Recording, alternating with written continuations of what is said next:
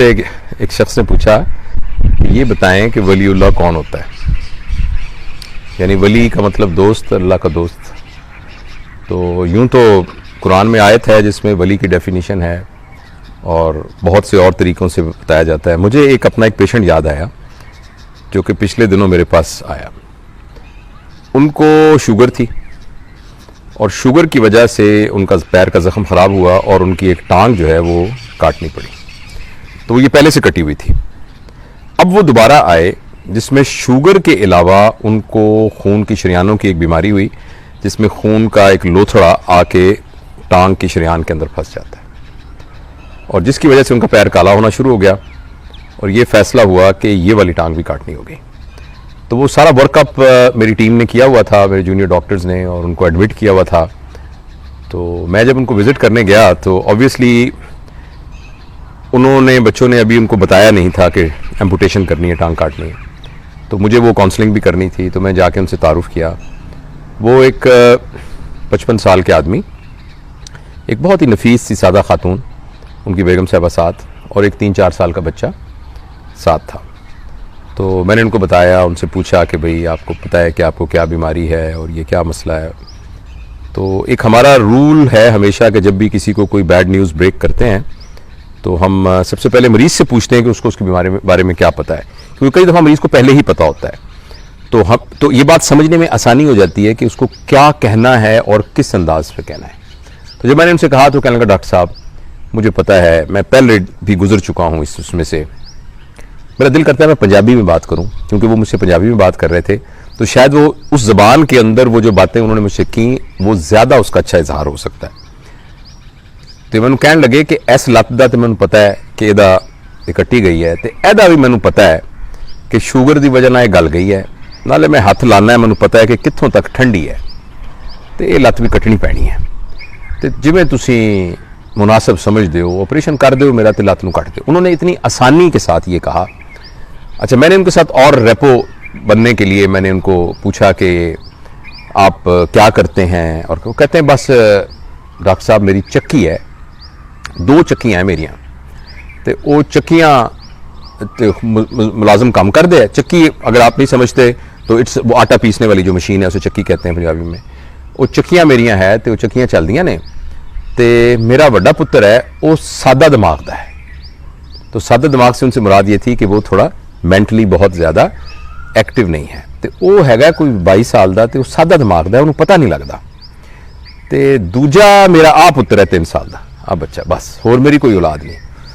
तो वो बस मैं शीशे लवाए हुए, उधरों परले पासों नज़र नहीं आता, इधरों आता है। तो वो मजदूर काम करते रहते तो गुजारा होंदा रहता है। तो बाकी एनी उम्र लंघ गई, जिन्नी लंघनी सी लंघ गई, हुण थोड़ी जी उम्र रह गई है। अल्लाह का बड़ा शुक्र है, सारी जिंदगी लत्तां दे नाल तुरदे रहे हैं, भजे फिरदे रहे हैं। हुण चलो अगर लत्त नहीं भी हैगी तो कोई जो मर्जी ओदी मालक दी। ये उन्होंने इतनी आसानी से कह दिया। मैं ये सोचता हूँ कि किसी की एक छोटी सी उंगली भी काटनी पड़े तो वो कितने मुश्किल से इजाज़त देगा। तो लेकिन वो इतने सहूलत के साथ उन्होंने ये कह दिया कि जो अल्लाह की मर्जी, बस उन्होंने जो फैसला जो कर लिया भी लत्त नहीं होनी, तो कोई गल नहीं, फिर की कोई गल नहीं, बस ठीक है, इन्नी जिंदगी लत्तां दे नाल ही भजदे रहे हैं। तो बाकी मैंने किसी ने दसिया मसनूई लत्त भी लग जाती है, लग गई तो ठीक, नहीं लगी। अच्छा, उसके बाद मेरा उनके साथ एक अच्छा डेवलप, मैं कहा बड़े अच्छे आदमी हैं फलाना। जब उनका मैं ऑपरेट करने लगा, और ये इनफैक्ट आज ही की बात है, आज ही ऑपरेशन थिएटर की बात है, मॉर्निंग में, और मैंने उनसे थोड़ी सी और बात की। वो उनको चूँकि स्पाइनल में करना था, मरीज़ जाग ही रहा होता है, तो मुझे बताने लगे कि बस डॉक्टर साहब मसला ये है कि ए दुनिया दे विच ना थोड़ी देर वास्ते सानू भेजिया भी भज नठ लो, दौड़ दूड़ लो, जो कुछ करना कर खुर लो, उस तो बाद एकदम टाइम आ जाएगा। तो जे ते बंदे दे पुत्र की तरह इत्थों रहे तो अल्लाह मियाँ कहेगा आजा आजा, आ गया आ गया, आजा आजा, बह जा मेरे को, बह जा, आजा आजा, कोल आके बह जा, आजा, आ गया तू, हुण आ गया, बह जा, आजा।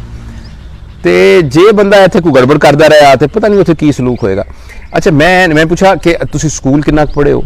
तो कहने लगे कि हाँ स्कूल में गया सी, 5वीं 6वीं तक पढ़िया सी। इसके अलावा और भी उन्होंने बहुत सी बातें की। उन तमाम बातों के अंदर वो जो भी बात करते थे उसके एंड में पॉजिटिविटी आती थी।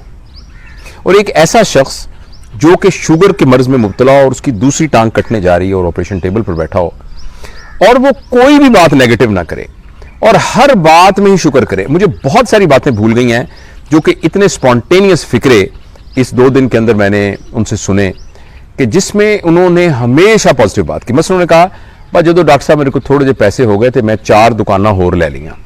तो मैं कहा दुकाना कौन चलाता है? नहीं वो मैं किराए करूए तो नहीं दिंदा, उत्थे लोग होंदे ने ना तो उन्हों का कोई कारोबार वगैरह नहीं चलता, तो मैं उन्होंने कहना कि चल यार एक मेरी दुकान खोल लै तो लैके तू अपना कारोबार चला दे। मैं किराए तो देंदे हो गए? कहते नहीं किराए करूए तो की देना, वो बेचारे किसी का कारोबार नहीं चलता। मैं कहना चलो मेरी दुकान की हिफाजत रहेगी तो उसका किराया हो जाएगा। पता लगा कि उनकी 4 दुकानें हैं जो उन्होंने ऐसे लोगों को दी हुई है इसलिए कि वो अपने बिजनेस को इकट्ठा कर सकें।